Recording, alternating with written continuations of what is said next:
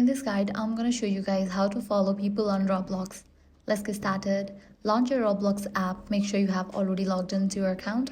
If you want to follow someone from your friend list, open the friends section and select their profile. Otherwise, tap search icon at the top of the screen. Search for the name.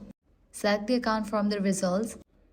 Now, swipe up on their profile and tap View Full Profile. On their profile, tap the three dots and select Follow.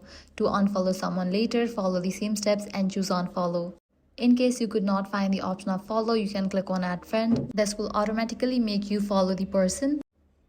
To follow a game developer, search for and open the game they created. Swipe up on the game information, scroll down and tap the developer option. Open the developer's profile, tap the three dots and select follow. For some games, the developer may be a Roblox community instead of an individual account. In that case, joining the community may be a better way to receive updates. You can also select the username under the community name and follow that account if you want. And that's it. Now you know how to follow people and game developers on Roblox. If this guide helped you out, do not forget to like, share and subscribe.